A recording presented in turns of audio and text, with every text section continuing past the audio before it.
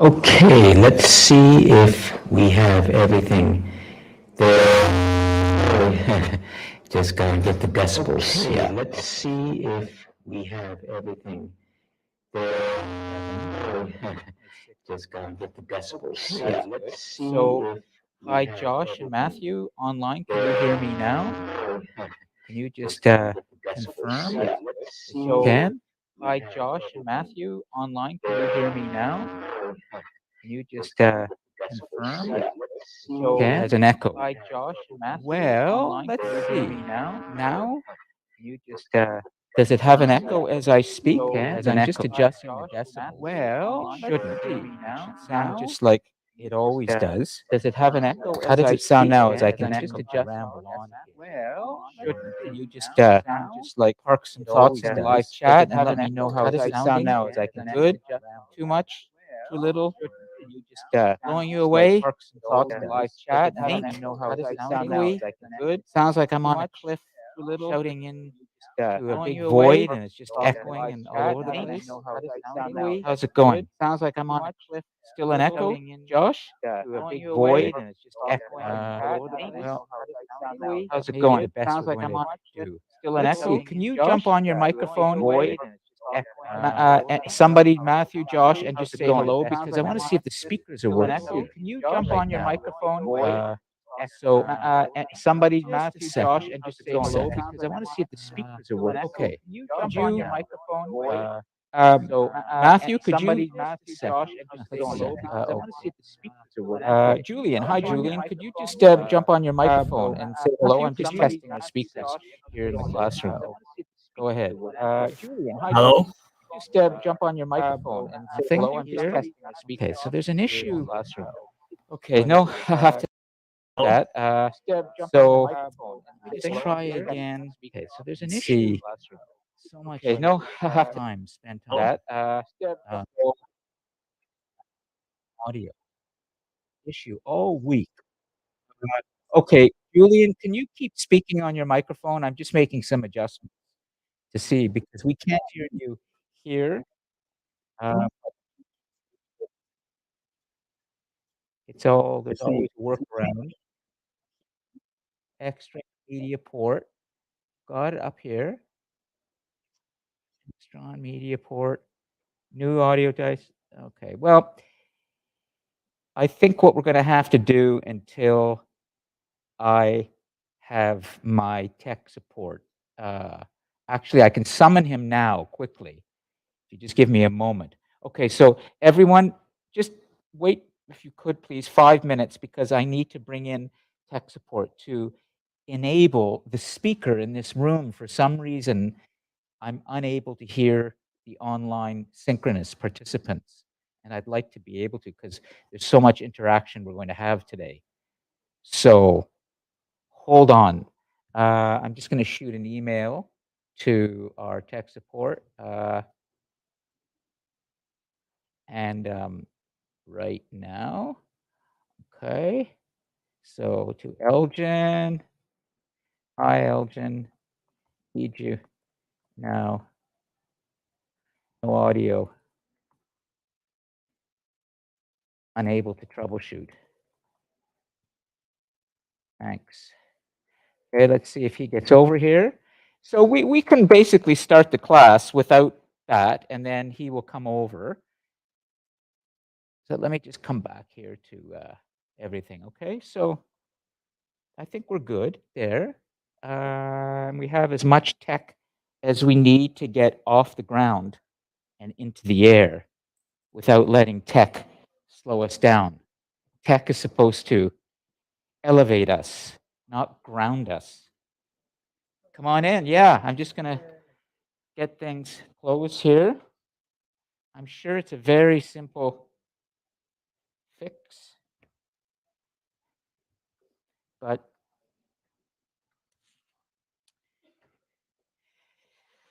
okay, so let's just see. I've got that. The good thing is the live stream on YouTube is going, which is good. That's working. Come on in, Ryan, grab a seat. We're just about to take off. Let me get this going there. Good. So And that's looking pretty good. Oh, let's kill the audio there because that can get in the way.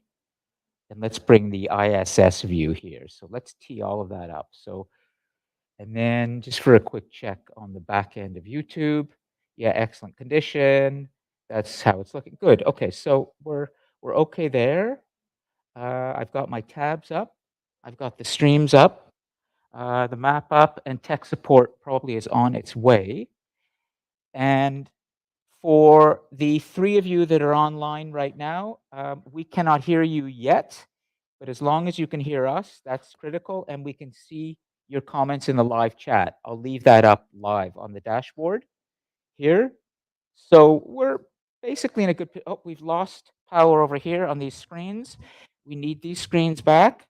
So anyways, this is always a work in progress with one faculty member managing IT, tech support, media services, everything. But I will have my support shortly.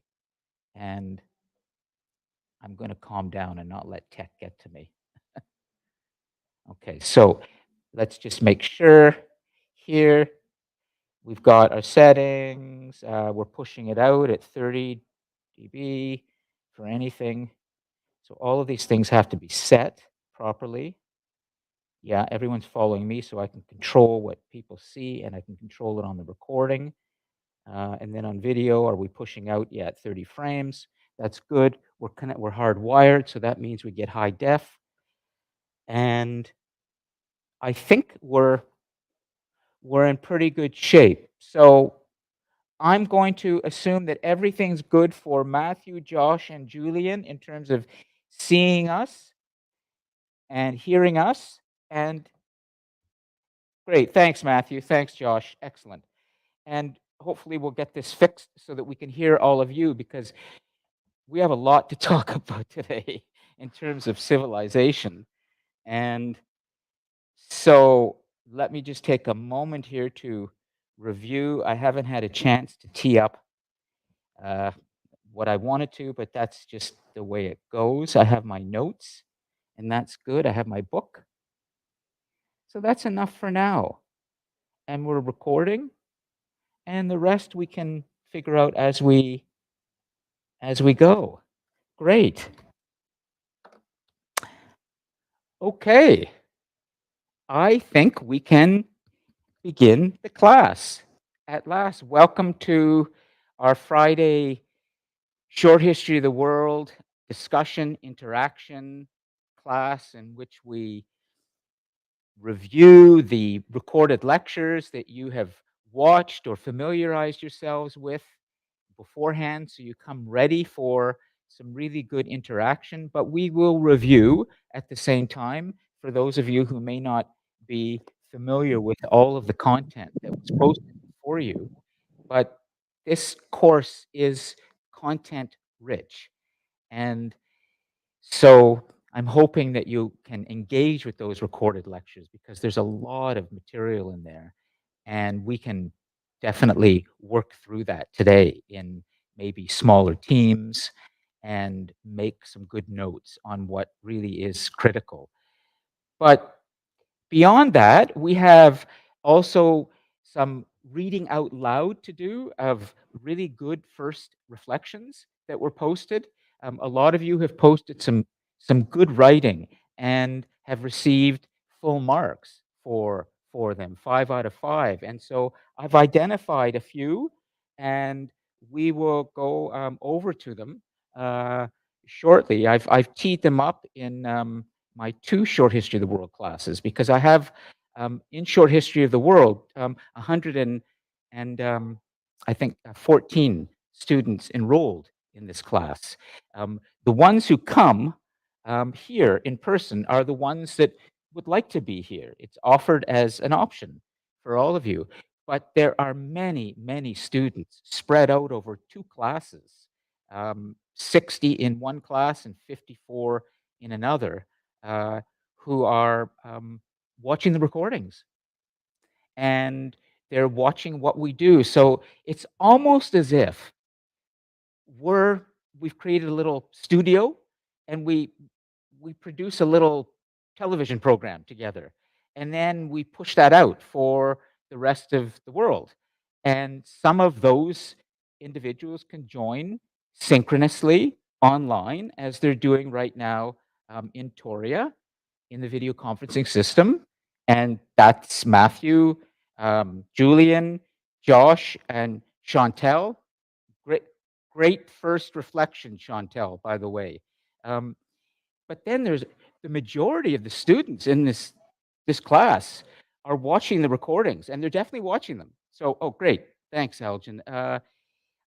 I'm just going to take a moment to first introduce you to a very important part of our classes here. Elgin, who runs all the technical in this center and here in the room. So I know I'm making a mistake, and it happened earlier this week too. I can't hear the online participants when they speak, and I've clicked on everything that I'm supposed to.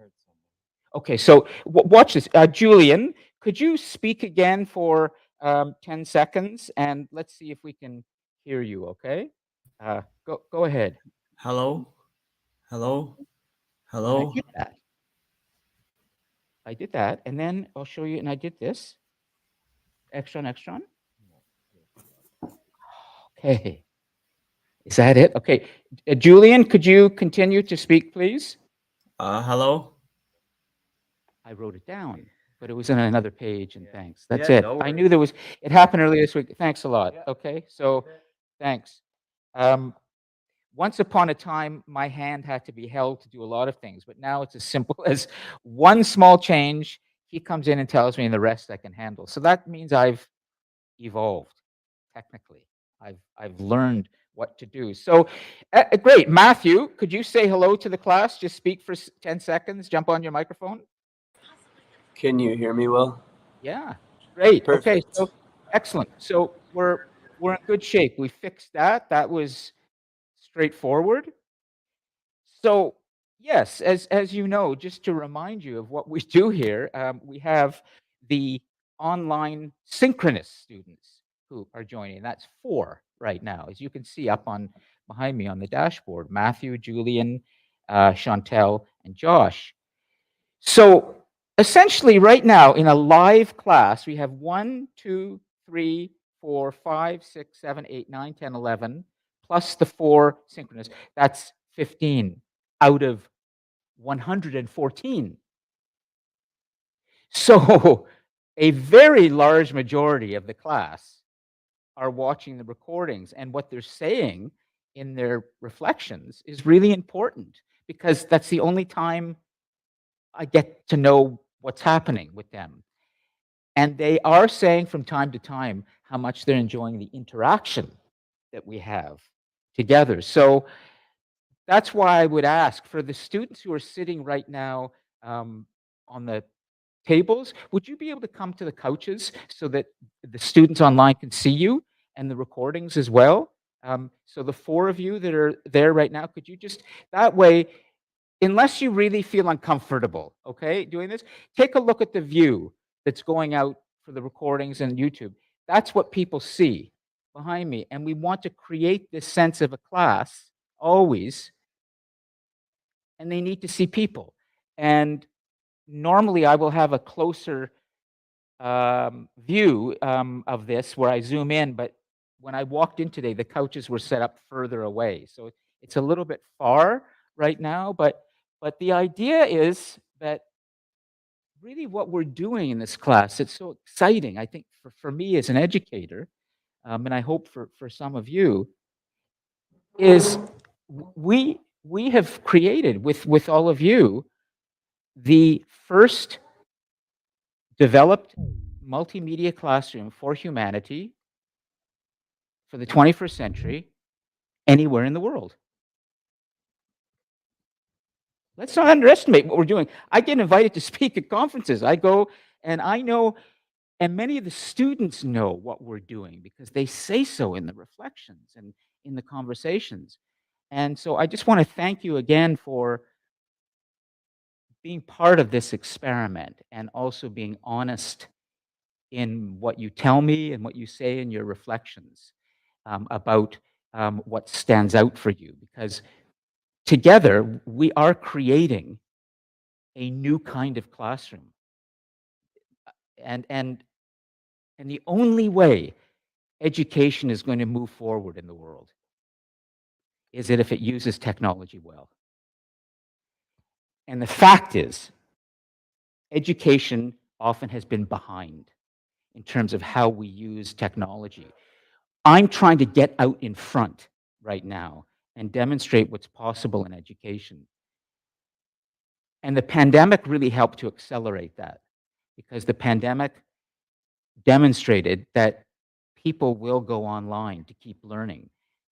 And now the pandemic is essentially over, or at least in a period of some sort of quieter period before the next plague breaks out.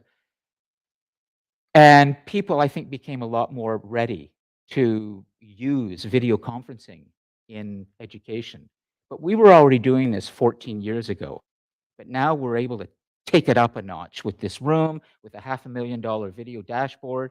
And so just remember that when we're here together and we're interacting, this is something that is going out to a lot of people, and they're watching not necessarily what I'm saying. Those are the recorded lectures. They're watching the classes, which is us interacting. So beyond that, that's my little introduction for today. And I'm really glad that we have our audio all ready, and I've been able to get the dashboard set up. So let's make sure that there are batteries in the microphones. Everything's good there. What I'm probably going to do earlier rather than later is I'm going to have two students sitting up here, and I'm going to park myself back here, and I'm going to move around. So I want to say this to all of you right now, okay? Just please listen up. A very important part of succeeding in this complex, globalized civilization that human beings have created. And it's a force we can't stop now. No matter what any country tries to do to build walls, technology is just too powerful. Science is just too powerful. And that's what humans want, is more of that. And that's connecting us more. And so in this class, being able to communicate well is really important skill in this world today. It's easy to sit behind your screen all day. We all do that. Okay? It's very, very simple to disappear behind your machine all day, and that's what you interact with, your screen. What we do in here is something old-fashioned but also very new, is we bring all the technology in so that we can give humanity this kind of experience, but then the people here are in person and they're interacting. I want to present a challenge to the ones who are in person here. If you feel shy and you don't like to talk, it's time to grow. It's time for you to learn how to do that better. If you have a disability and you feel that you cannot articulate things, completely understood. I'm not going to put any pressure on you. If you're an international student who has trouble with English, and I have many who can, I will help them. Take this as an opportunity to come up and try to express yourself well in front of people using English, and we will help you. But what I don't want to do in this class every Friday is default to one or two students who carry the load of conversation as we go forwards. And so I'm going to start putting some pressure on some of you to speak, to interact. But I'm going to say this right now, okay? And I mean this. If you don't want to be here and you feel really uncomfortable doing this, it's okay if you leave. I completely understand because you have options. You could join the class like Chantel and Josh and Matthew and Julian are, and you could join it without even sharing your picture, your camera. And you've disappeared that way. That's okay. And you could be walking your dog, you could be vaping, you could, I don't know, whatever you're doing, you could be eating. No problem. Or you could be watching the recordings. But if you choose to come in person and you've made the choice to be here, get ready to interact in 3 dimensions. Human beings doing the old-fashioned thing. It's like we're sitting around a dinner table when families used to eat together. You know, you talk and we learn from each other, and then we put some notes up. So did you get that? Are you okay with that? It's Ariana. Is it Ariana? Yeah. Good first reflection, by the way. Way to go. Yeah. It's one of them on the list to read. So if you don't want to do that, it's okay. And if at some point today it gets too much for you and you feel like I don't want to be talking and Lon's putting too much on me, then just say that's enough. And I can always, there are a couple of students already that have emerged as default students, and I think you know who they are, okay? But I don't want to default to them. But they're always there, okay? So, okay, then let me shut the door so the audio is a little better. And way to go. I thought maybe some of you may go, Lon, I don't know about this, but this is an elective. You do have choice. So I always know that when I say something like this, I know that you are free to do many things. You don't have to be here. But if you want to be here, then I can guarantee I'm going to help you to really, really learn through the interaction. Great. Okay. So as a way of getting this going, why don't I do something a little bit different right now? Normally when we read out loud assignments, I've often read them out loud to students, but I'm actually going to ask the student who wrote the reflection to read it. And I'm going to put it up in big text on the screen, and so everybody will see this. So we'll start with Ariana. Okay, we'll start with Ariana, and see, watch. And Ariana actually has to take a microphone and come sit up here. Well, maybe not. It's okay. You can stay here as long as you've got the microphone. Okay. And let me just find the reflection because I've got them teed up here. Can I also pull it up on my computer so I can read it? Oh, you can? Okay, so get it on your computer and then I'll put it up here so that it's also, I can't remember if you're in the 1604 class or 1605, but let me, I'll find it later. If you've got it there, once you've found it, just let us know, okay? But I'm scrolling. Look at all the reflections we've got here, you know, and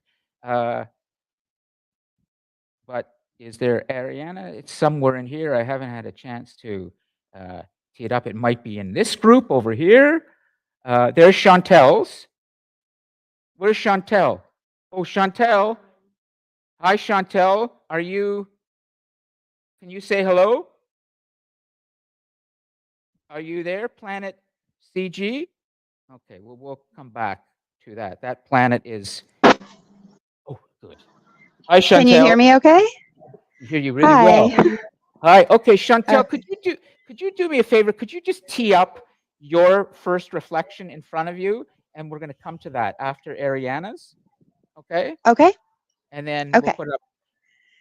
Great. Okay.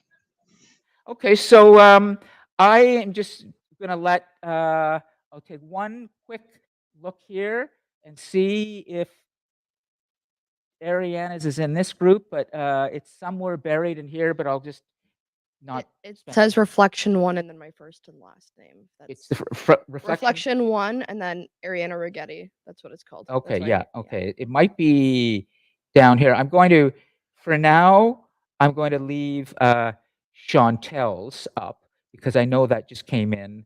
and I had given her a brief extension, and she used it well. So we'll come to Chantel's after Ariana. So this is Chantel's, okay? This is the second one that will be read by the student online. But let's let Ariana read hers out loud first, okay? And everybody can hear her. Here we go. Ariana, please read your reflection. Okay. I hope everyone online can hear me. I don't know if the microphone is on. Yep. Okay. They should hear you. Okay. So the first 3 weeks of this course have been very enjoyable. I think what stood out to me the most compared to all of my other courses I have had at Durham College is the openness that is of the class. Most of the class is very eager to learn and wants to hear everyone's perspectives about the subject. I feel like I can be honest and open about my questions and that no question of mine is a dumb question.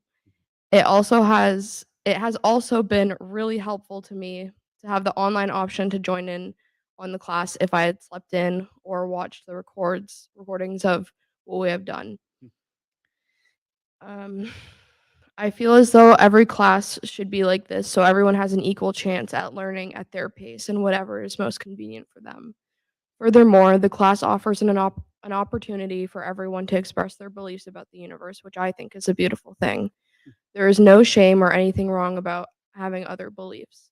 Our professor, Mr. Lon Appleby, has also challenges us our thoughts about the universe and its creation, but would never tell us that our concept of reality and time is wrong.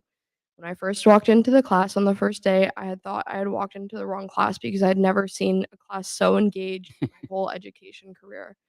Everyone spoke with confidence, especially those who were questioning their beliefs about the universe and their theories. As for the class content itself, I find that it is very easy to comprehend. Even if it wasn't, I have no doubts that the professor would have a hard time explaining it in a way where I could understand it. I'm very excited to take this information I have learned in this class and discuss it with my friends and family to provoke thinking, challenge ideas, and to help them open up their mind to a new possibility, which is the history of the world. Thank you, Ariana. Now, when I read that, just to give you a sense of how I'm thinking when I'm marking, my first instinct, as soon as I read the first sentence or two, is this written by a human or a machine? Because I'm trying to detect AI and ChatGPT. This is something all educators are doing now this semester. We're literally going to have a conference here in a couple of weeks for our staff about how to embed AI into the classroom in a positive way, because there's so much fear among educators that students are using these tools to cheat. So I can tell you that when I hear students referring to specific things that have happened in the class, as Ariana does, with some emotion about the feeling for learning and specifics, my nose says this is real. This is the student speaking, not ChatGPT. That's why she got a 5 out of 5. And many of you did. However, I want you to know, some of you, and I'm speaking to the students who are also watching the recordings too, some of you may not have received a mark yet, and that could be because I just haven't gotten to it yet, because it's a lot of students, but it also could be that you're going to get a 0 with a little note for me saying, I'm smelling a machine here. This is non-human writing, not a human writing this. Please contact me so that we can talk, so I can make sure that I'm wrong. I want to be wrong. So please be aware now, this is just the first reflection. It's worth only 12.5%. I'm going to be assigning another one today for next week based on today's class. Then there's the first assignment that's coming that's due in 2 weeks, and that's worth 20%. So you've got work coming, and it's all writing. Please listen closely right now to what's happening in these classes. That if cheating is detected now, you will not be punished yet. I'll give you a chance to work with you. But for those students who are thinking that they can slip things in to the class this semester written by a machine. And it's possible. Machines are so powerful. Please think again, okay? And the examples you're going to hear read out loud right now, I think are authentic, good examples of students engaging in a way and following the directions of the assignment. So thank you, Ariana. Is there anything you want to add to, just what you said, or how did you write that? Was it easy for you to write? I think in general, I don't really have a hard time when it comes to like writing things like this. Like, I don't know, Yeah. it's pretty easy for me to Easy. write. Yeah, good. Okay. Yeah. There may be some students who need some help with their writing, and maybe I'll introduce them to you, and you can help them a little bit. Okay, we'll see. Okay, let's get one more. All right, Chantel. Yeah, you can turn it off, and then we'll get Chantel. Chantel, we have your first reflection up on the dashboard here. You should see. Could you just read it out loud for us, please? Go ahead. Yeah, you can hear me okay? Yep. Okay. This course has not disappointed me so far. My only challenge is that I wish to have more time in my day and personally more discipline to create more efficient time in my day to spend listening to and reading the materials provided. As a mother of two boys, age 16 and 6, I have a responsibility to do my own due diligence when it comes to the knowledge I seek and share. With the world experiencing so much diversity and change now and so much uncertainty for future generations, taking a step back to get a complete overview of the entire history of our planet is not just educational, it is necessary. The in-class discussions are both insightful and thought-provoking, and the professor allows students to participate and share their individual knowledge and opinions, particularly when discussing specific cultures, traditions, and religious beliefs. This allows fellow students to gain more than what is read in a book or searched on Google. Following class, we can watch or rewatch the entire class, as well as view the notes provided to us from the lectures, which includes the inputs of our classmates.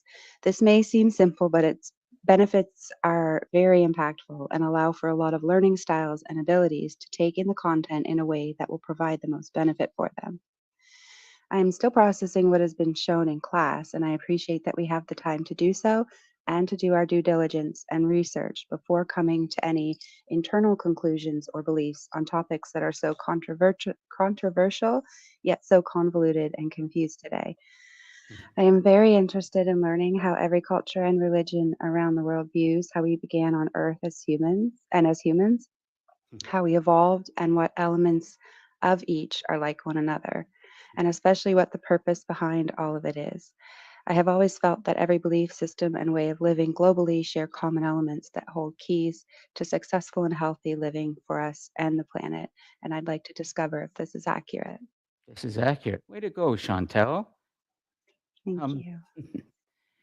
Before I say anything, here comes some pressure. Watch this. What do you think of what Chantel just read? Hold the microphone and speak into the mic. And if I'm doing too much, okay, if I'm making it hard for you, just say I want to think, okay? But if not, karaoke, like hold it close. What do you think of what Chantel just said? I think it's well thought out, well written. I think it's just great. Yeah, Yeah. it's thought out. If you were me reading that, what's your name? Michael. Michael? Yeah. Yeah, Michael. If you were me reading that, would you feel pretty quickly that this is written by Chantel and not a machine? Yes. And what makes you think that? Well, it seems there's a lot of personality in the writing Yeah. compared to an AI where it's just gonna give you like the most generic response. Excellent. Excellent. How's your writing, your handwriting? Is it okay? Well, not really. Because I need somebody to take some notes and start putting things up on the PowerPoint. So Ariana, you want to do it? Go for it, okay, Michael? So Ariana, go and do you remember how to do the slide, or I'll show you? Yeah, go ahead. Yep, the pen's there. We're going to start a slide right now. We're going to start a slide. This is a slide on how we know something is real. By the way, if you've been watching the news lately, there are two incredible trials unfolding right now in the United States. The United States is the economic and cultural and military superpower on planet Earth, for better or for worse, okay, right now. The world reacts to what the United States does. It's not the other way around. That may change. The United States is in a period right now of some volatility and conflict and potentially decline. But the United States has a great ability to renew itself too. So don't think that the United States is finished yet, but it sure looks that way right now.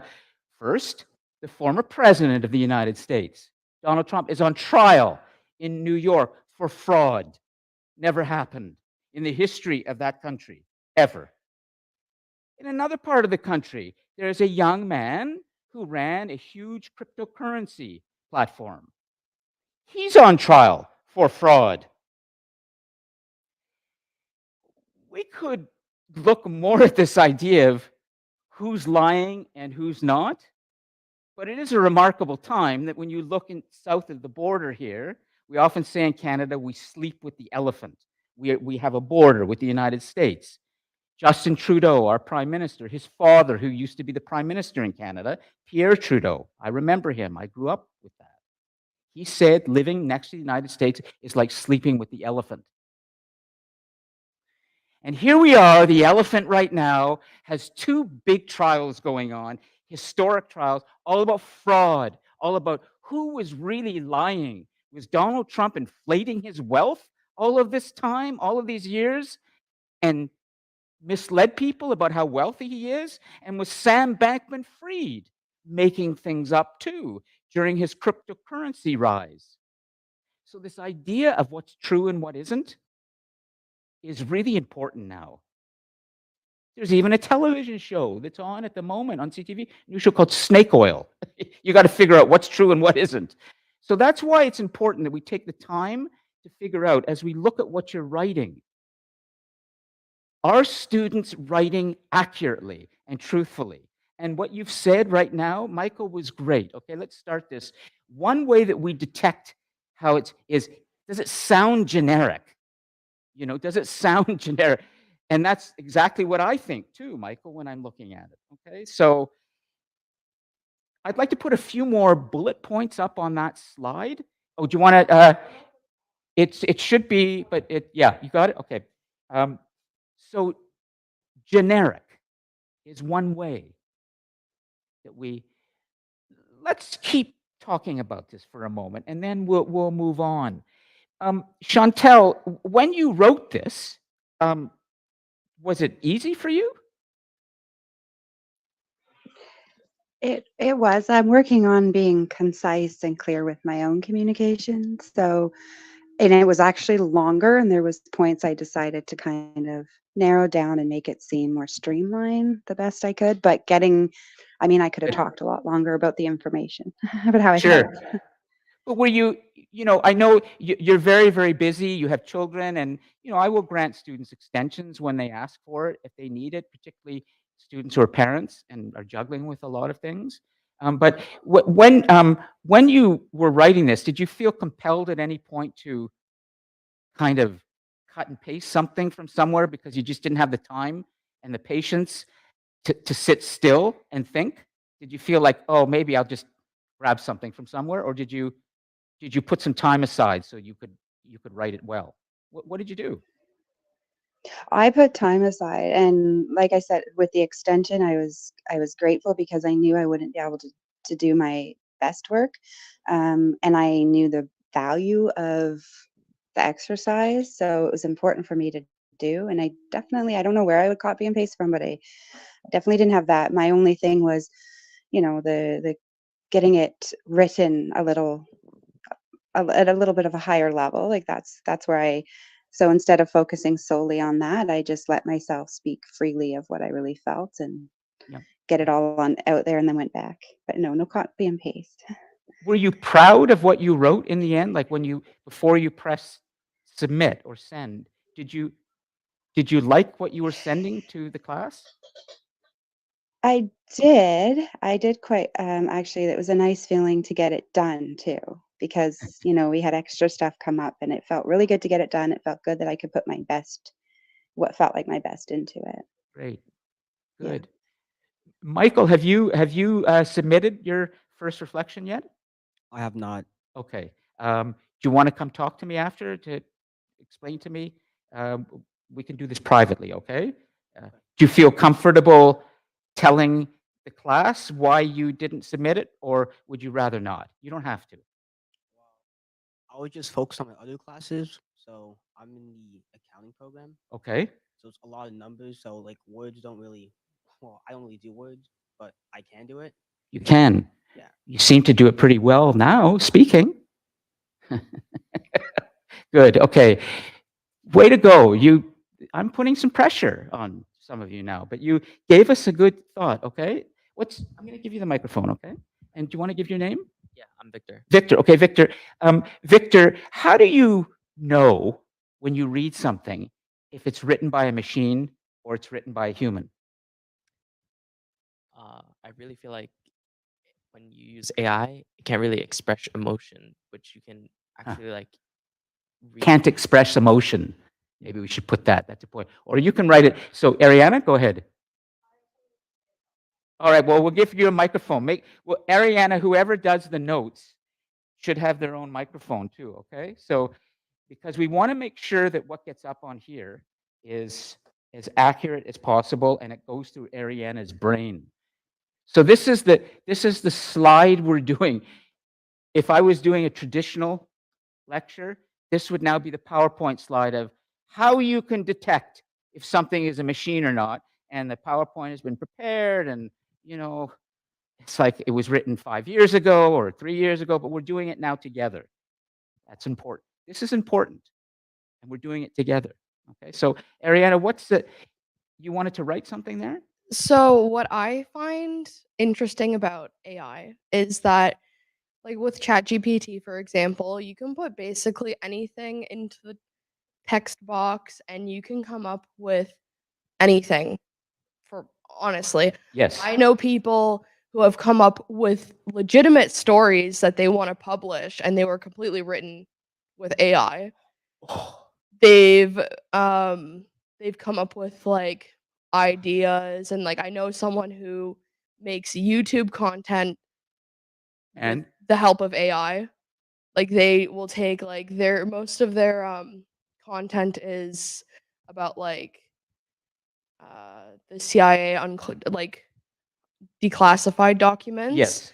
And he'll just put all the information into the ChatGPT, and the ChatGPT will summarize every single thing what it read in the document Okay. enough so that he can put it into the YouTube video. And does he? That doesn't sound too bad. We want to think of how we can use the machines to help us, but not to replace us. Now, excellent. We have a hand here. I'll say one thing. There's meaning here in terms of civilization that we're moving towards today. Civilization has a huge force in it, and it's called human technology. We are living in a time right now in history where our machines are becoming so powerful that we're worried more and more and more and more that they are replacing us, and they're replacing nature. It's called climate change. We just went through in September the warmest record in history on planet Earth, and it blew away all the scientists' expectations. This is not conspiracy theories. This is the way the world is now. This is civilization now. So understanding machines, understanding what machines could do to us and how to use them is very, very important to make sure that civilization spread out across planet Earth is going to move in a positive way. So it all kind of connects. Okay, great. Do you want to, did you say Victor? Yeah, thanks, Victor. We'll come back, okay, in a moment. You want to give your name again, and then we'll, excellent. My name's Lydia, And Ariana's mention about Chat GPT had me thinking about one of my classmates. He had to do a presentation recently on a very technical topic, Yes. and he had to present it and demonstrate it to class. It's called, my professor calls them master classes, and they might as well be. And he didn't understand the steps that he was doing. He could do them, but he didn't Yes. understand them. Yes. So he put them into an AI. I don't know if it was Chat GPT or something else, and had the AI explain it to him. Not because he wanted to write down what it wrote, but so that he could understand Okay. what he was doing. Like a teacher. Yes. Like it's a good teacher. Okay. Yes. And he credited it and talked to my professor and said, this is the reason I know what I'm doing in this project. Wow. So he replaced the teacher? For a moment. For a moment. Imagine, and I can imagine a student coming to me saying, Lon, it was a good lecture, but I didn't quite understand it, so I went to ChatGPT and now I understand it. How do you think I would have to think a little bit about this? Okay. Great. Okay, so we're going to make a couple more points. We're going to get Maite as well, and then we're going to move on. But this is the review part of the class that we're doing. We haven't even begun the main part yet, but this is our time to engage with your writing. It's really important. Okay, Maite, please. Yeah, just turn it. Yeah, make sure. Hi. Okay. Well, as an international student, I have had many cultural barriers, language barriers. And something that happens to me a lot is I don't quite understand the instructions. Yeah, sure. Because the way people give the instructions here is different. They are wired different in their brains. They were different.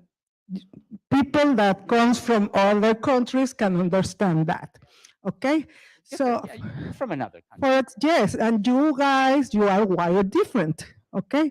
So for example, I come from my faculty advisor and she tells me about I finished my program in January. And I was like, no, I finished my program in April.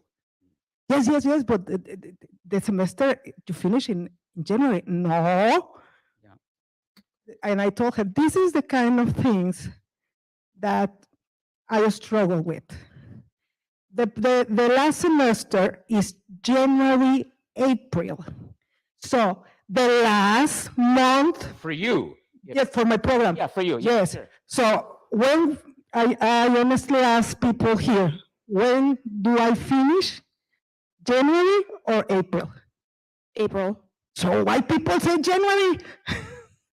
And that happens to me all the time. They say something meaning something else. The issue with it is because it's called the winter semester. Well, then you say your winter semester finishes next year, and then I know it finishes in April. But you guys are wired different. So what I have done is ask. And I have to ask twice, 3 times, 4 times, have a note, write it down differently, do it again, because I still don't understand you. Because you are not, it's not about intelligence, artificial intelligence. It's about that you are not explaining yourself in a way that people that comes from other places can understand you. You're thinking very, I wouldn't say Canadian, I wouldn't say Anglo, would I say English? But let's say this, Maite, let me just say this. I want to make sure that we can get 5 points up there about how we detect something being human or not, and or how we know that it's written by a machine, okay? How something is communicated. This is good, but I want to make sure we stay on target with this. Well, there's no machine that could explain that to me.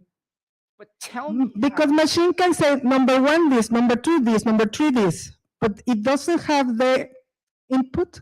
How do you know, Maite, how do you know if something, if you've heard from Chantel, you've heard from Ariana, they've read out loud their pieces. How did you know or sense that those were written by them and not a machine? That's what I determined very quickly. And I think I'm correct. I've kind of demonstrated that in their reactions. What is it that we can put on that card to say, this is what we can note to make sure we understand that it's written by a machine? I think that it's a machine so far, it could be very objective.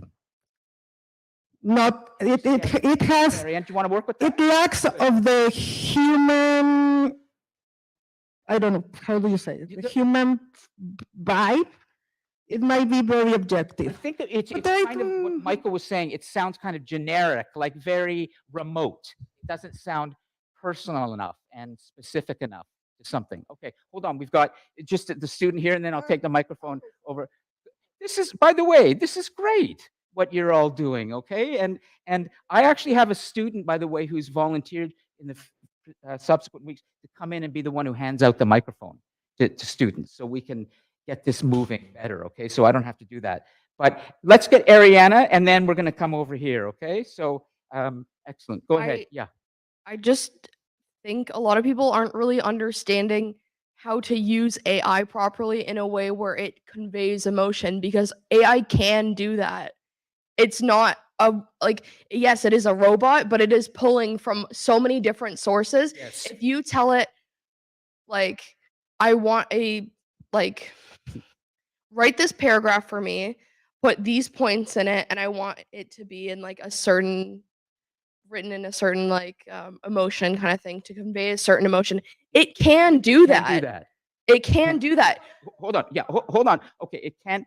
So then, Ariana, how would you know, as you're reading something a student has written who's used that and has emotion, that it was written by an AI with good emotion, but it's still a machine? How would you know and be able to distinguish? I have a really hard time deciphering AI personally, because it can be really good and it is sometimes hard to decipher. Okay, my take. Just one thing, just one thing. Okay, because I want to make sure Okay. he gets. Yeah. You want people to write original papers? Do it by handwriting. This has been mentioned to me. This is interesting. Give some time in this space or whichever space, and you have to come and do your handwriting here, and that's it. Okay, all right. Fair point. Well, I'm making a mental note of that, but I want to make sure we get our 5 points for this slide, okay? So if you hear anything through this, Ariana, that you think would be our 4th point or our 5th point, go ahead and write it. As long as we've got our 5 bullet points. You've seen many PowerPoint slides like this where there are 5 points. We're doing them live right now, okay? This is different. What's your name again? Gauravjit. Gurjeet. Yeah, Gurjeet, go ahead, please. I'm totally agree with Mete. Like we are international students, so we have a lots of language barrier. Like we are from a same country. Like we are doing most of things we didn't do in our back country, like a reflection. So we don't know how to write a reflection. While writing a reflection, I face lots of problem. I don't have idea how to start and how to end. Like in the first thing, I mention whole thing which we did in a class, like we discussed. After that, in India, we used to do like we teachers gives a topic, write on this topic, and we have to write on this. I did same thing in my reflection. First, I mention all things which we did in a class. Then I start on evolution. So I write all things which I have an idea about evolution, which I read in back to our country. Like we read about evolution in 7th or 8th standard. So I write same things in the reflection. So I don't know it's a right way to write or not. But the difference here that we're trying to make sure we understand is you still wrote those sentences. Yeah.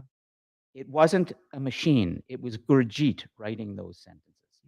And when you pressed submit or send to the discussion thread, you knew at that moment that's Gurjeet speaking, not open AI, right? Yes. You knew that. Okay, because that's very important. Another point is that I write those things in the reflection which can I explain to others. The things which I write, But if a person copy from the AI, he can't explain to someone because he don't have an idea what he write and what he copy paste. The person who write themselves, he can explain to others in a better way. In a better way. Okay, good. Let's work. Is it Xander? Okay, well, help. All right, and is there a? I'll make sure I get the pronouns straight if I need to. Okay, you know. By the way, you're never going to find me in this class wondering what pronoun to use or being angry, as Jordan Peterson is, for example, loved by a lot of young men for, I better not be using the they and the it, and, it's got to be he, she, because I understand diversity. Diversity is so basic in the natural world, and the problem with a lot of human beings, in my estimation, just in my estimation, is we're not well educated enough about diversity. Diversity is an amazing phenomenon in all of nature, including humans. So I am fascinated and celebrate any student who has the courage to say I'm different. Is that fair? Is that fair what I said? Yeah. Okay, so is it Trevor? Okay, Trevor, go ahead. I was going to say one way you can detect AI is the first part is like normal, but if you need something longer than that, you can get really random while still trying to be like on the prompts, but like the student wouldn't be able to like detect that it got really random. It gets weird. It starts to sound weird. It starts to sound, yeah, I've heard that too. It starts to sound weird, and the language might be even from another place. It just doesn't sound right. Awkward and weird. Yes.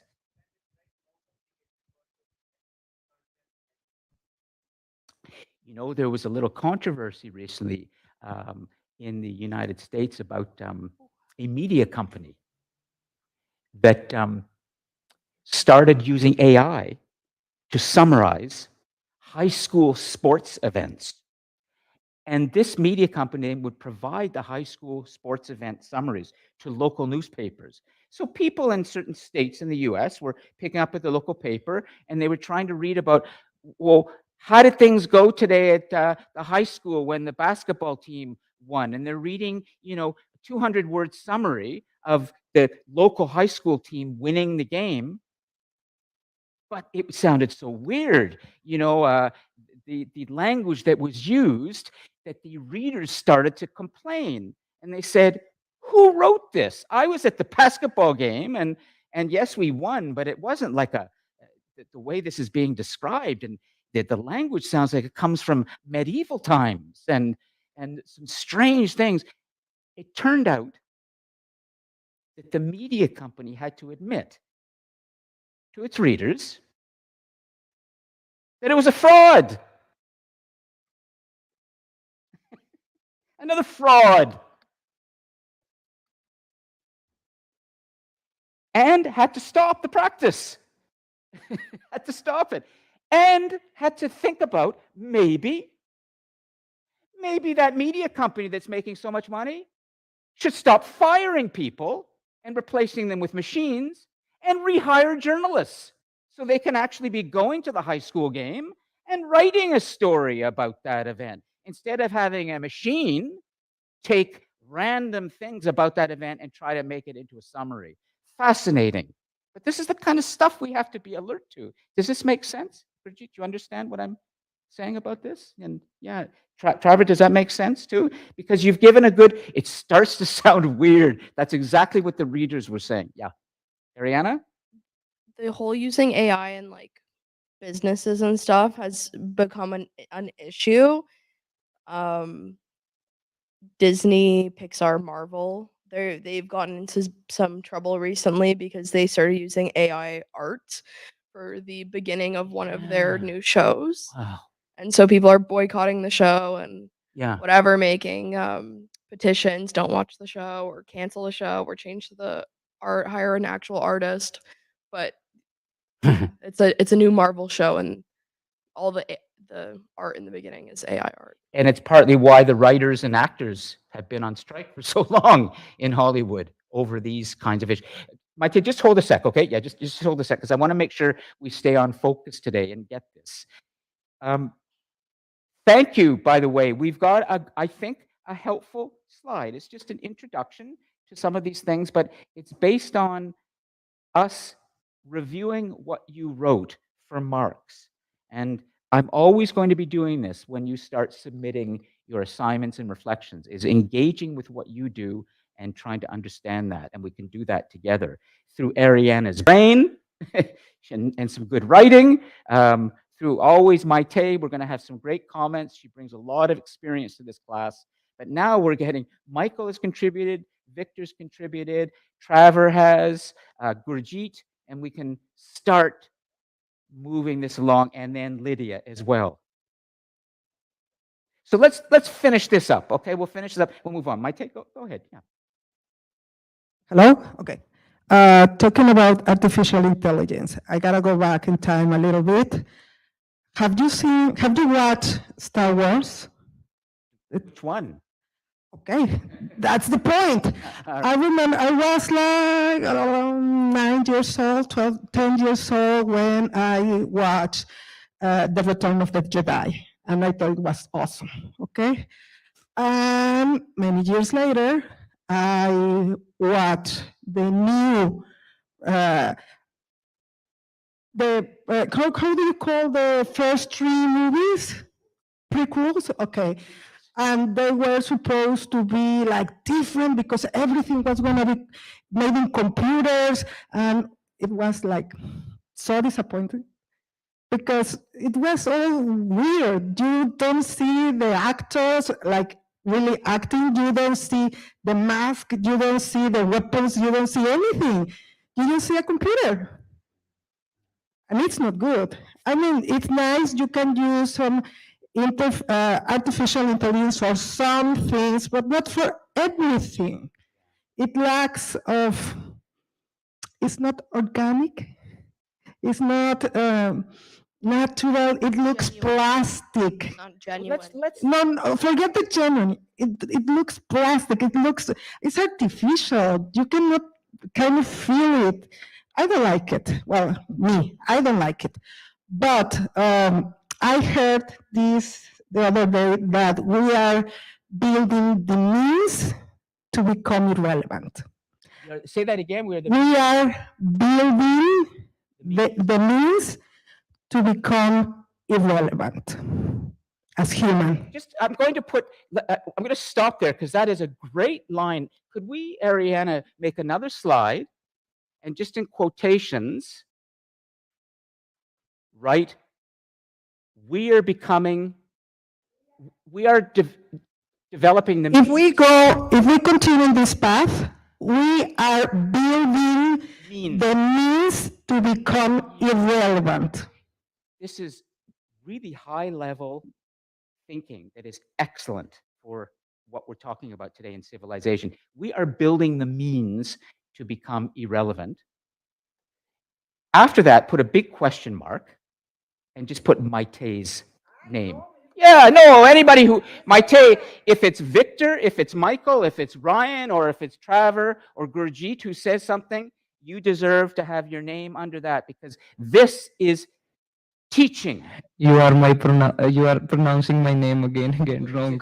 Incorrectly? Yeah. Say it again. It's Gauravjeet, but it's easy. Gauravjeet, but I think Gurjeet. It's fine if you say only Gaurav. Gaurav. Not Golam. Gaurav. It's Lord of the Rings. We don't do that, okay? Gourav. Gaurav. Gaurav. Yeah, it's Gaurav. Okay. Gaurav. So we're building the means to become irrelevant. And that's from but Maite, hold your thought, because I want to move on, okay? Because you're a powerhouse engine here, but there's a lot. So let's stop, okay? Yeah, make sure she's got that. I want to check online to see what Matthew and Chantel and the others, and then we're relevant. Okay, that's fine. Relevant. To become irrelevant. Okay, and I'm just responding to Matthew. That's fine. You can catch the rest of the class later. Chantel, Josh, and Priscilla, or I should say Julian, Josh, or Priscilla, is there anything any of you would like to add to the conversation in terms of helping us to put some good notes down about how to distinguish between something that is written by a machine or written by a human? Is there anything you'd like to say?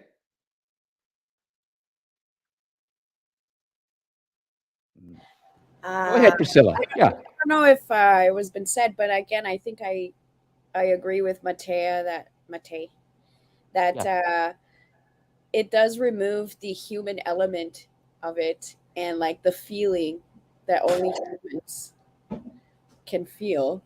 So lacks organic. Yeah, so I do agree with that. Okay, so it's and we've got that already, something like that in the 5 points, but there's more. But good, Priscilla. And did you have a chance to hear Ariana's and Chantel's first reflections? You know what? I'm just walking into class because I had another one. Okay. So I'm just catching up, but That's fine. No problem. Okay, so let's move on because we have to talk about civilization. And I was hoping to deliver some new content today called Awakenings of Power, but I may get that to you as a recorded lecture. I also wanted to tell you about a wonderful book called Eyewitness to History that has some excellent accounts of historical events written by people who are actually there, right there at the moment they happen, going all the way back to the plague in Athens that killed at the time Pericles and his sons, the great leader of Athens, and that led to Athens' defeat at the hands of Sparta and the fall of Athens. The golden age of Athens had a lot to do with infectious disease, not the nasty Spartans who were brutal but who built nothing. Sparta may be admired by a lot of men and women for being, a tenacious military culture that, fought everybody and raised children to be soldiers, where men and women trained naked together to be warriors. Well, what did they build? What did they leave for humanity? Nothing, or not much. But Athens left a lot of culture, a lot of books, a lot of new ideas. So I have to dissent with that. Okay, well, let's see. Go ahead, Maite. Okay, you may think that the Spartans didn't leave anything in buildings, in statues, in architecture, but they certainly left a lifestyle. That's the Spartan lifestyle, that you don't need a lot to live. And you can cope with everything, and you can be above harsh conditions, and it's okay, and you can succeed. Okay, I made a mental note in Awakenings of Power when I'm going to come to that and talk about how there were certain cultures like Greece, and it opened us up to a new way of thinking. I would like to return to Sparta and to ask the question of whether a culture that is built largely on denial of pleasure and denial of thought, but is based on military supremacy and security, is something you would want to live in. But we'll get there. There were no human rights in history. You're going to see that too as we start to look more and more. It doesn't matter where you were in Asia, China, Japan, Indonesia, Korea, you go into the Far East, you go into the Middle East, you go into the Americas, you go into Europe, you go anywhere. In early human societies, there were no human rights, but we have them now.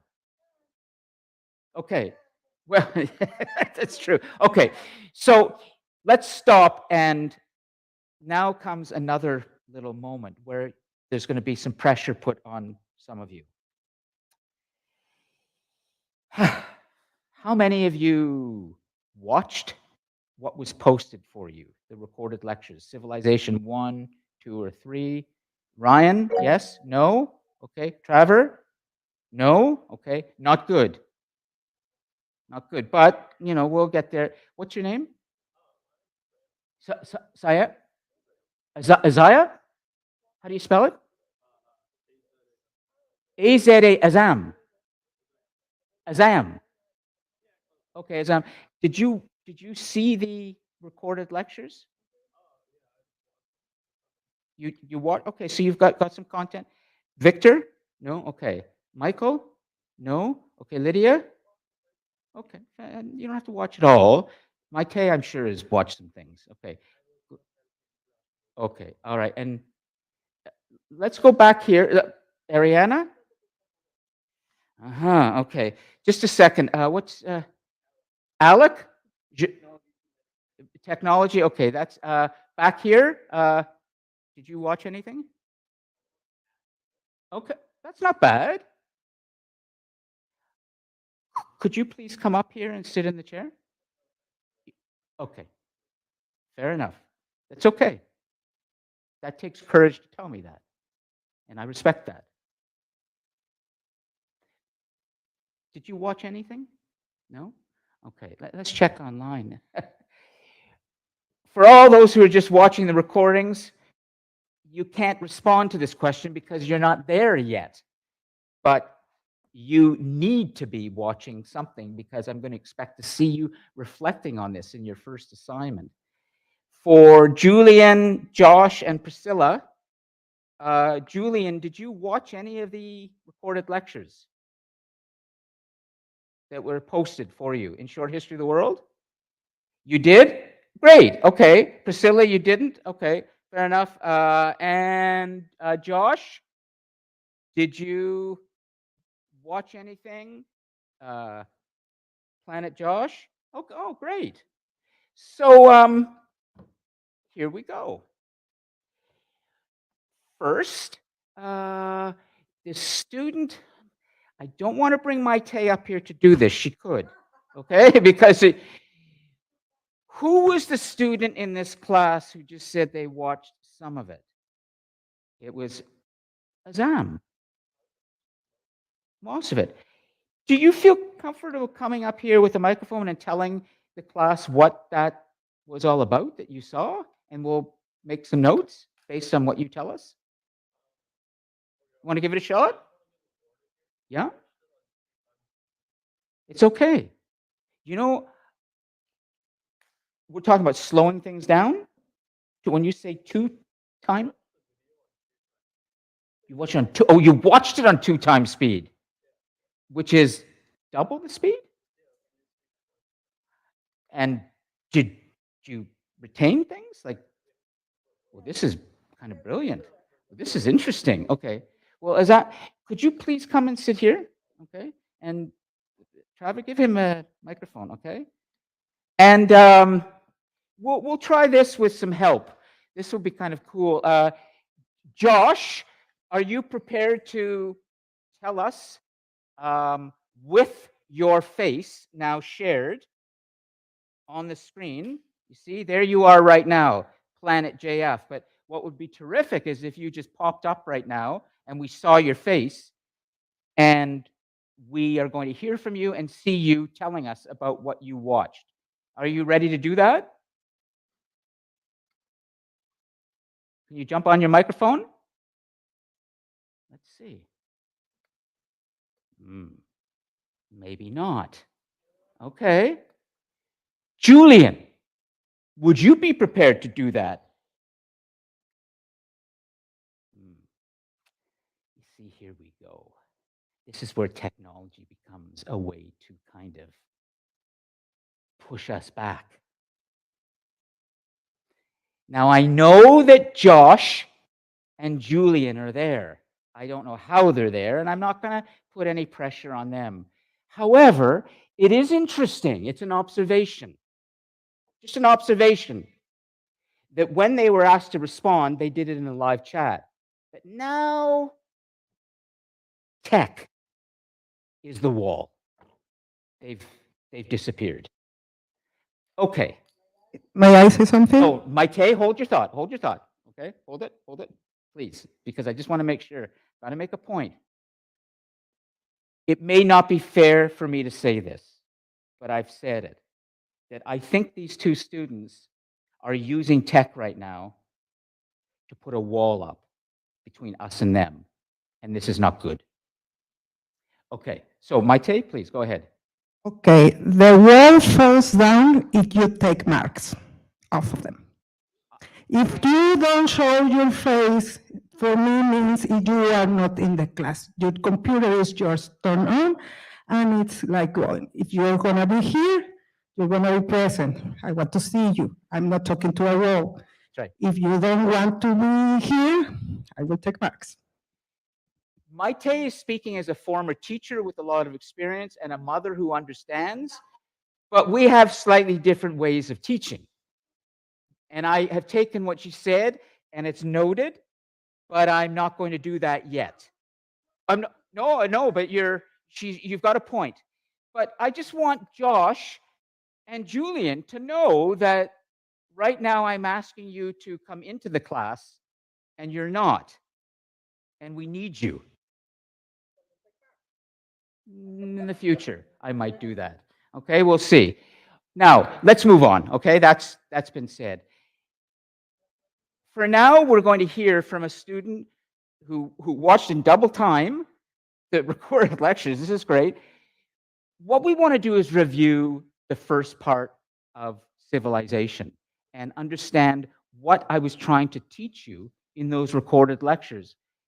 This is the critical part of our class this semester,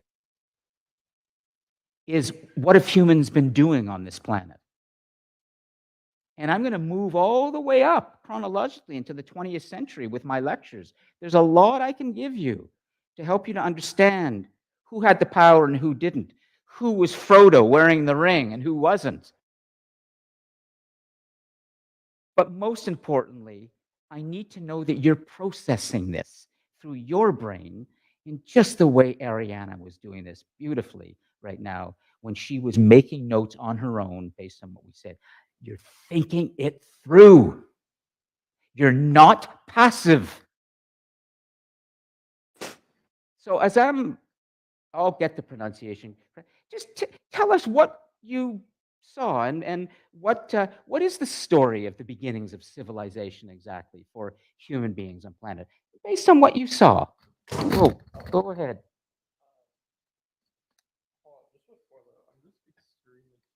Yes? I like this curiosity. Oh, don't, because I could go on a long story. If you Googled my name, Lon Appleby, there are many things there. You would see one thing I did many years ago. It was in the newspapers, Toronto Star, Globe and Mail. I went to court to fight to hold on to my notebooks. I have a long background in journalism and television and film, and I love my notebooks.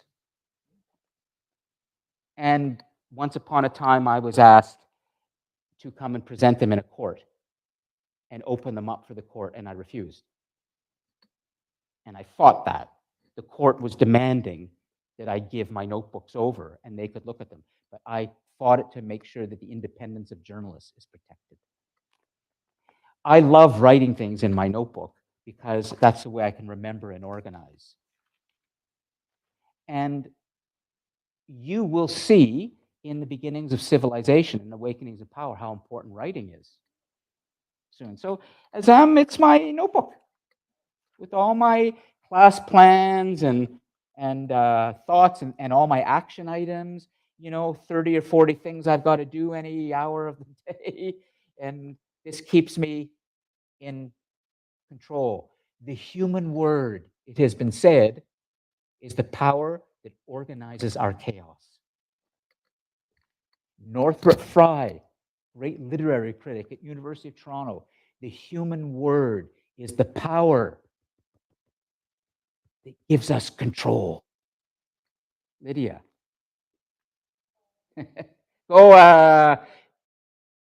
Yeah. Hold on, Azam, we'll come back to you in a moment. Yes. The thing about that is that there have been many, well, not many, but a number of civilizations that didn't have the written word and yet were quite successful.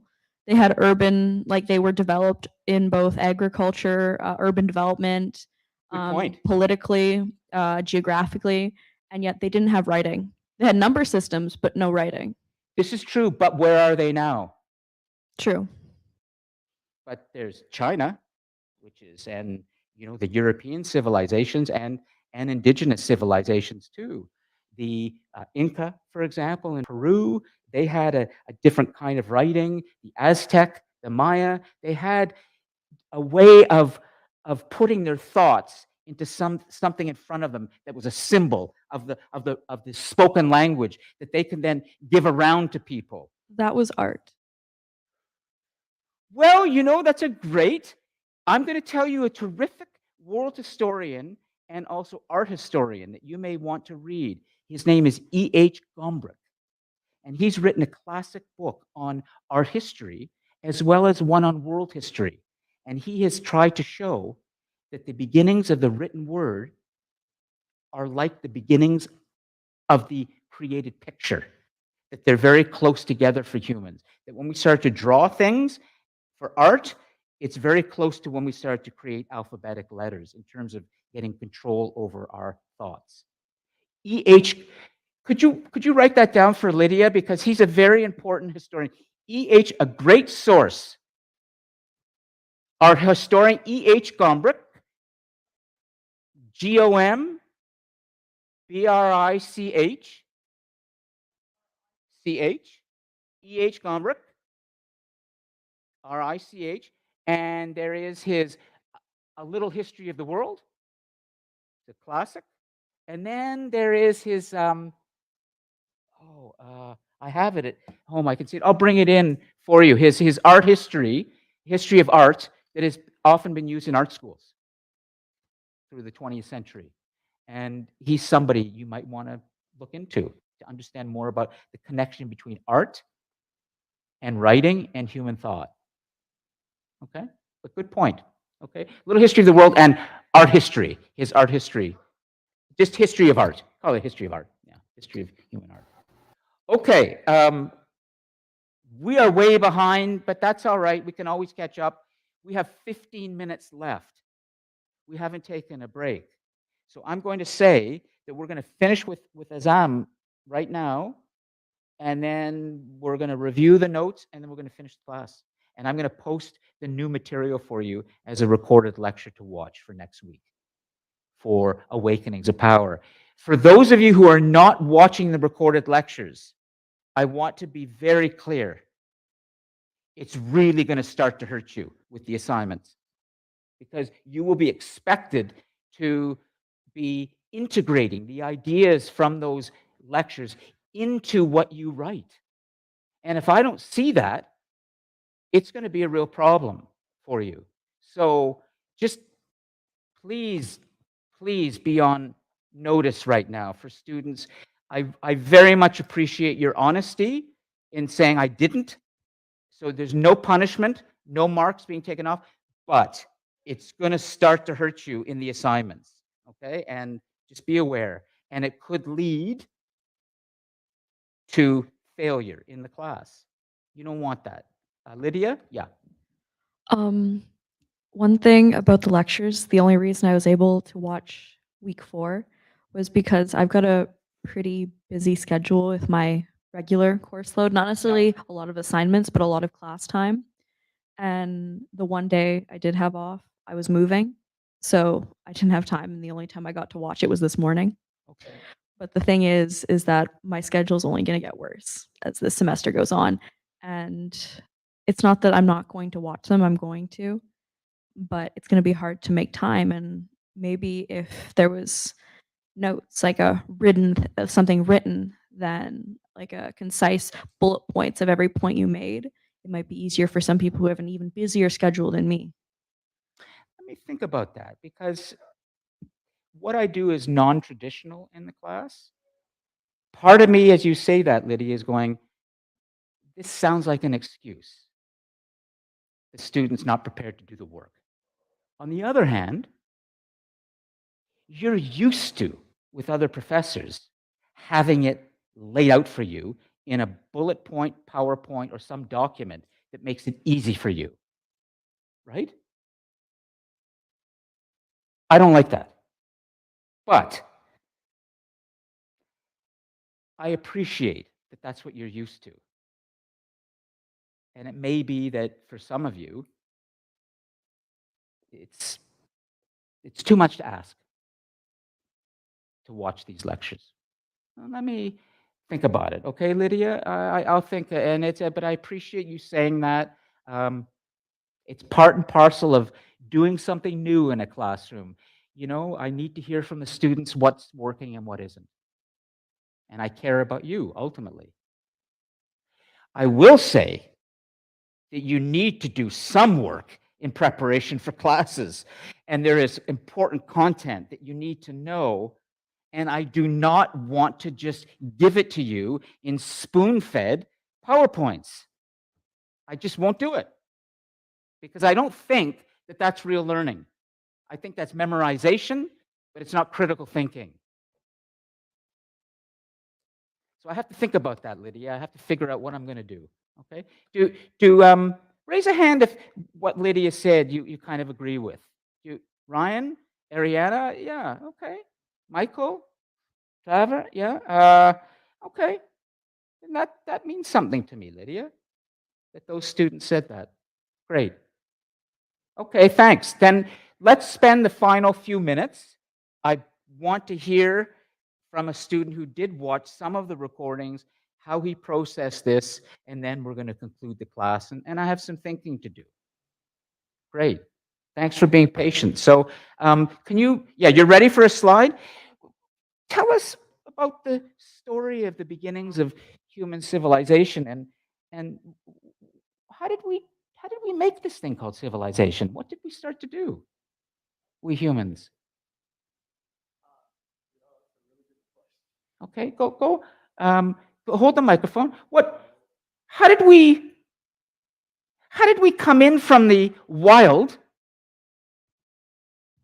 and start creating cities? In other words, the story of human civilization, with humans beginning to spread across the planet and occupying the planet, has a lot to do with a transition that happened from the wild into the metropolis, coming out of the wild and building cities. Approximately when, Azam, did that start to take place, that transition from the wild into something new? How many years ago? Oh, I mean, if you want an estimated time, I have no idea. Well, try. Think of what I said in the recorded lectures. Okay? I don't remember the estimated time you gave in the recorded lectures. Fair enough. It's probably when, oh, you know, this reminds me of the grain silo example you gave. It's probably when the which? So it's like when the cavemen were gathering firewood for their people or something. They had to decide what would. You're using old information, not what I've taught you. I never said that. See, this is important. This isn't, but that's okay. That's okay. You have the courage to be up here. I did not teach that.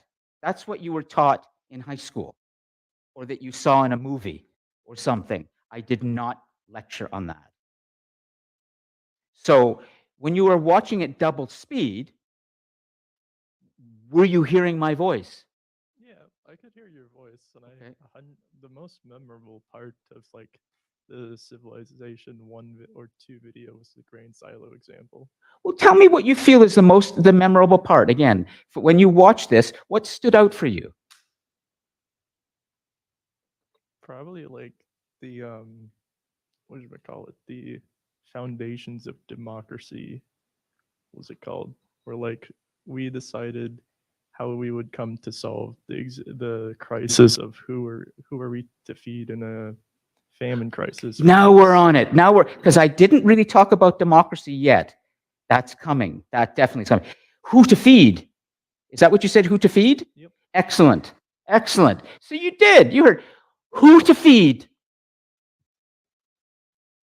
Who to feed. Nice. You're putting yourself on a hot seat here, and I'm asking you tough questions, and you're handling this. And I think that's great. Are you okay with this if we continue?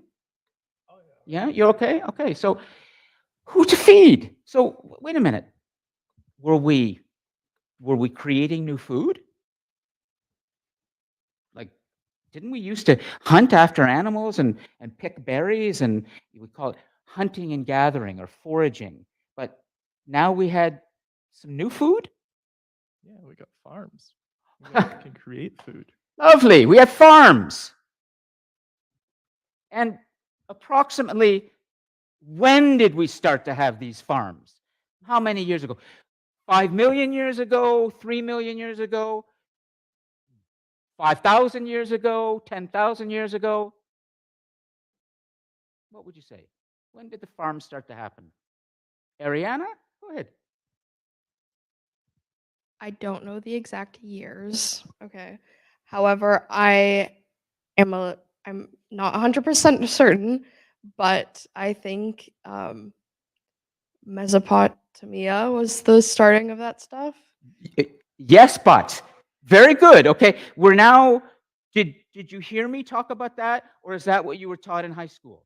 That's stuff I already knew. Yeah, exactly. Yeah. Okay, that's fair. Alec, you wanted to say something?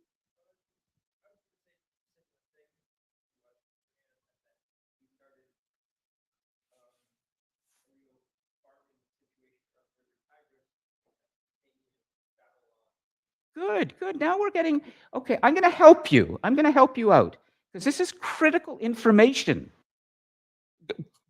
Gurav, yeah, go ahead. Oh, sorry, with the mic, we'll get you the, yeah, my just. I don't know exact year when the human beings start farming. So, sorry, when the humans start making farms, but I have a roughly idea like it's be a 11,000 year ago when humans start farming. So it's most probably that when humans start making go. farms. We're going to say 10,000 years ago, okay? We often talk about this 10,000 year period. Some say 13,000, 11,000, but we'll just, Ariana? 10,000, yes, BC. We'll say BC. We could say BCE is a more, BC. So it's actually, sorry, 10,000 years ago would be 8,000 BC, okay? So 10,000 years ago is 8,000 BC. 10,000 YA, okay? Meaning years ago, because that would be 8,000 BC, then you add the 2,000, okay? We'll work with years ago right now, because it can be confusing. Excellent. Okay, so that would have been the answer that I wanted to get is farming just started very early on, 10,000 years ago. Now, I just want to point something out to all of you, okay? And then we're going to conclude. And I have some thinking to do, and with Lydia. Based on what you've heard so far in my lectures or in the classes in terms of time frame, the way this story has unfolded, 13.7 billion years ago was when the universe started to form, and 4.5 billion years ago was when planet Earth took shape, and 1 million year, or I should say 1 billion years ago or so is when we start to see complex life, and 250,000 years ago, dinosaurs. Does 10,000 years ago seem like a long time or kind of like yesterday? It seems like a What's long that? time to me. Brian? It's to us. Yeah. Ariana, like To us, it seems like obviously a really long time ago, but like in the grand scheme In of the- things, it was like a blip in the timeline. Exactly. So civilization has just begun. I'll bet you never thought that way. My tape, probably she knows, but civilization has just begun. Have you ever thought that you are part of something that just started? Anybody? Azam?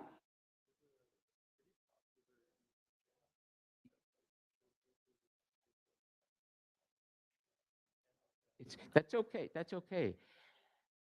I'm going to leave you with the thought today, and then we'll conclude, okay? And this has been very helpful for me today to hear from Lydia and others about the reality I'm dealing with the class in the way that the content is being delivered right now. I have to think about that. The important thought I want you to understand about all of this is that you are living at a time in history, in the 21st century or the third millennium,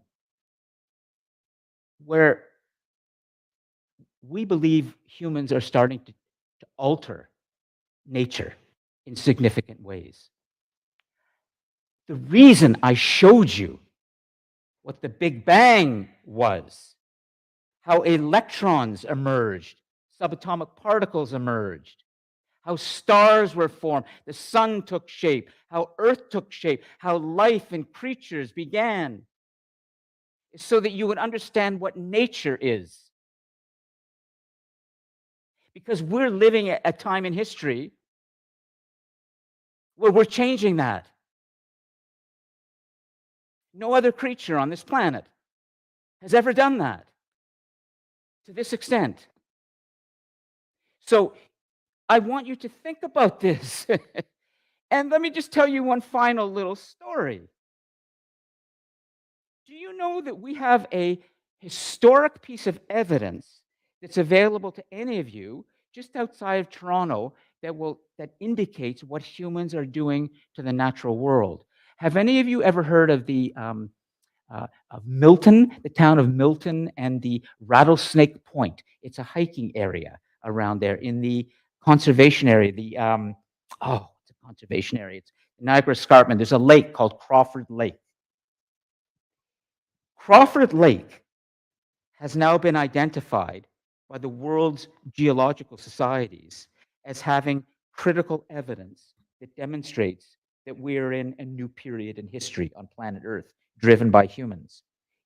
It made news recently, and it will even make more news coming in the future. I highly recommend that if you want to understand something about what we're living through right now and why understanding what the natural world is and what we're doing to it, go and Google Crawford Lake, and I'll do this for you right now, and I'll let you think about this for next week. We humans are about to rename what's happening on this planet with a new name. I don't have time right now. I don't want to keep you here too long to explain all of this. We will review this next week. In Canada, within driving distance from where you live, if you want to go see an important piece of history that will be there for all of humanity in the years to come, go to Crawford Lake and understand something about what we're doing to nature. And let me just show you, and then I will review it. Crawford Lake, Washington Post, they had the best piece on it recently. Are we in the Crawford? There we are. Why Canada's Crawford Lake? There it is. Digging deep into a humble lake in Canada, scientists found a spot on Earth like no other, and a record that could redefine our history of the planet. Now, I have one other reason for telling you to go there. It's a great hiking place. My wife and I go there all the time. And you know how you get there? You take the QEW and you turn up Appleby line. No kidding. No kidding. For those of you who are forgetting, my last name is Appleby. We need to finish. And I'm going to think seriously about what Lydia and all of you have just said. These classes that we're doing right now on Fridays are not going to work unless you understand some of the content before you come in. It's just not going to work. So I got to find a way to make this work, okay? Otherwise, I may have to fall back on what I normally do, is I'll do lectures with all of you. And I can do that, but I want to draw you in. to really think. Okay. Anybody want to add anything? Can we give Azam a little hand for just having the guts to, yeah, way to go. Thank you. Does anybody have anything they want to say? Lydia, yes. Sure. Question about the agricultural timeline that you spoke of in Yes. week 4 video. You mentioned that it's like you said that most scientists and most historians round it to 10,000 years. Yes. But you also mentioned that something about it starting at 6,000 years, 16,000 years. 13,000. I would 13,000. have said Thank you. 13,000. Okay. Yes. That's right. a fairly big discrepancy. Good question. What's up with that? What's up with it is that I'm going to stick with 10,000 for now because it's the one that's commonly accepted. But there was a time when I was going with what Jared Diamond had said in Guns, Germs, and Steel, which is a very good book I will be using and bringing in, where he talked about the starting point being 13,000 years ago. But the reason he was talking about the beginning of settlement around, particularly in what we call Mesopotamia or the Fertile Crescent, and in a place called Jericho, which is a biblical town, one of the first cities. And he was talking about the very beginnings of understanding how to grow things. But we didn't have farms yet. We didn't have larger farms with domesticated animals. It was just the beginning of beginning to grow stuff, and it was very early. So I've moved that to 10,000 because that's when we really start to see more developed farmland, and it's generally a figure that I like because Ronald Wright, who has written a book called A Short History of Progress, and is a good historian, has talked about the 10,000-year experiment called human civilization, and he talked about this in his Massey lectures that he gave on CBC. He's a good scholar, and I've been referring to other scholars that have used the 10,000 figure. So I probably should correct that, but 13,000 is when we start to really figure out how to grow things on our own, but we haven't figured out how to milk cows yet and how to get sheep and herd them. 10,000 is when we really start to see the beginnings of farms, and we have evidence of that. So let's stick with 10,000 for now, okay?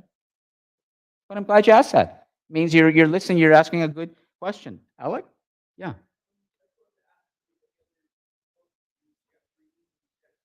Many, and I'll bring. For now, I want you to watch some lectures. Okay. Okay, go ahead. Read it. It's fantastic, and it's anything Jared Diamond has written, whether it's Third Chimpanzee, Collapse, Guns, Germs, and Steel. He's a professor from California, from I think it's Berkeley or University of California, and he writes with incredible clarity and detail, and he's won some big awards. I would say though that he has a bit of an agenda in his writing, which is he tends to want to show that civilization was when all the bad things began for humans. Inequality, injustice, oppression of women, slavery. He doesn't seem to have a very positive view of civilization. And I find that a lack of balance. Yes? No, he's not, but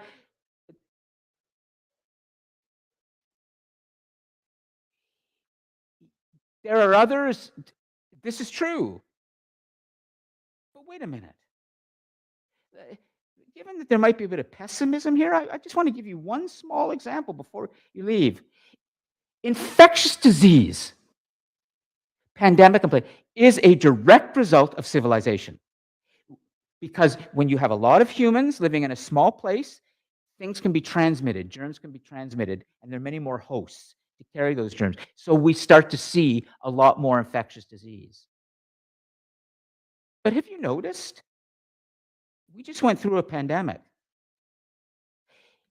The scientists, 2 scientists, won a Nobel Prize in the last 2 weeks for figuring out how to understand the molecular structure. not exactly sure how this works, that led to the development of the vaccines. They were given a Nobel Prize.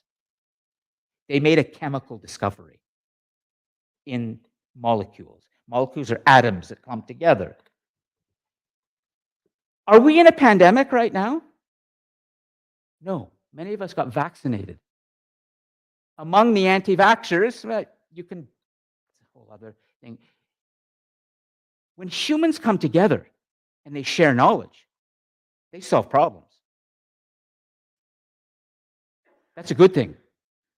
That's civilization. When humans live together in one place, or they build the internet or machines that allow them to share knowledge, we solve problems. That's a good thing. Does that make sense? Does that make sense?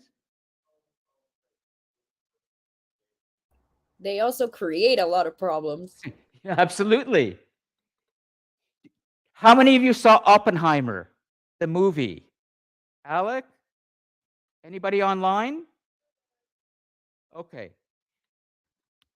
Was he not, Oppenheimer, struggling with the fact that he created this powerful weapon that could cause so much destruction, but at the same time, these scientists were thrilled at being able to do this because they'd figured out something. Nuclear power is not a bad thing. Go talk to people who live around Lake Ontario with our nuclear power generation plants. It's how we use these things. That's what is the difference. So does that make, am I confusing you, or We also have done very unethical experiments over the years in the scientific field, like mixing our genetics with chimps' genetics and things like that. Yes. I'm going to give you a line, and I'd like to write, Ariana, to write this down. We will come to this. If there is somebody you would want to read, first, not just Jared Diamond, but the one who is a real pioneer in world history, William McNeill and his son, John McNeill. And you know what William McNeill said about civilization? Humans need to understand what's called the paradox of progress. The paradox of progress. What do you think that means? The paradox of progress. Who was the student who just came on? Priscilla? Was that Priscilla? Yeah, that was me. Yeah. Priscilla, what do you think that means? The paradox of progress. I think it means, like, although we are going forward, there is also a lot of backwards. So it's like ironic almost that, we are able to create all these things that could benefit us, but also not so much. Yes, but I would help you and simply say, want to let you go. It's a double-edged sword. Yes. The more power yes. you create, the more things you create that could also be destructive. And so it creates more responsibility. Do not think that progress is leading to everything improving. Yes, but then it creates more responsibility on how to use those things. That's why we need to be more educated, more compassionate, more measured, because we humans are like we're walking around with loaded weapons all the time now. We have great machines in our lives, and those machines can destroy more than we've ever imagined. How will we use those machines? Robert Oppenheimer understood that, and that's what he was struggling with in his life. Yes.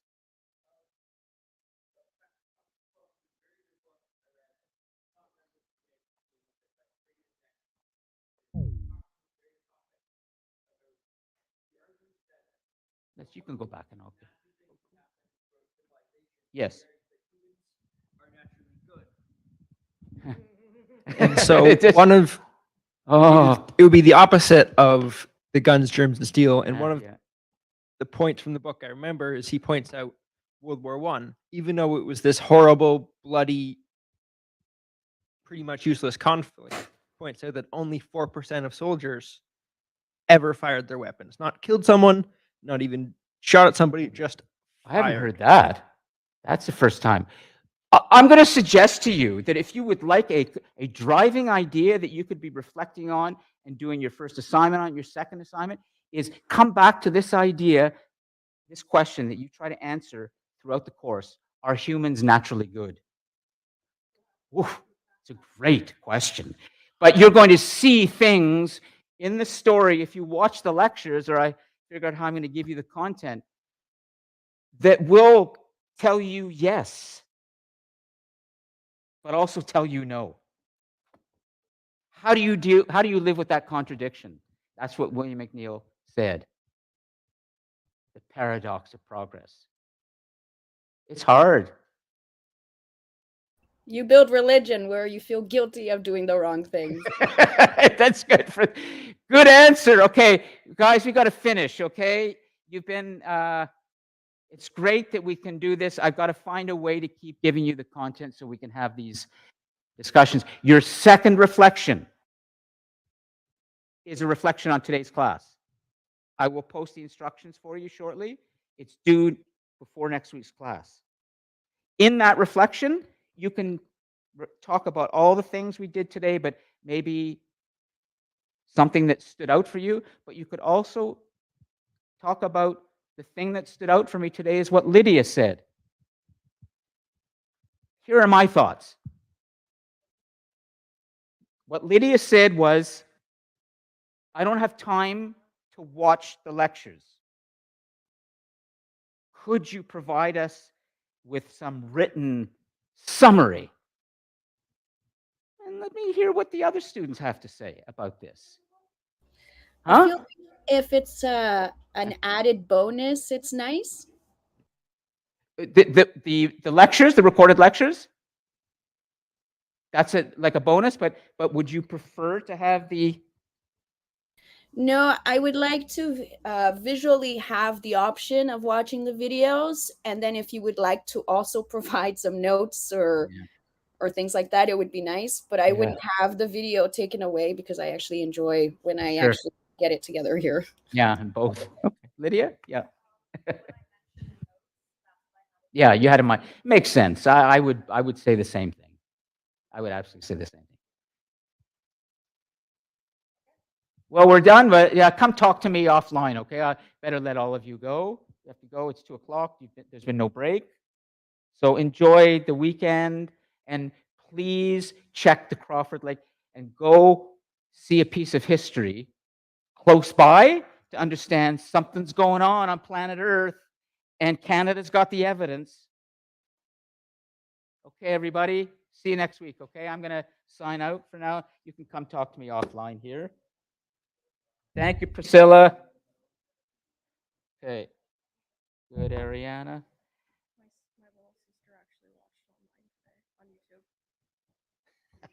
Did she watch the whole thing? Did she watch? She watched some of it because I told her that it was live streamed on YouTube. That's great. And she was like, okay, what's it called? And so I sent it to her, and she's like, why is he picking on me? That's And I'm great. like, it's college. Right? Yeah. That's great. Okay. She's in grade 8. So That's good. That's good. Okay. Okay, hold on. Let me just save this. Thanks. And then we're gonna talk, okay? Otherwise, I don't have. There was some good stuff in the live chat today.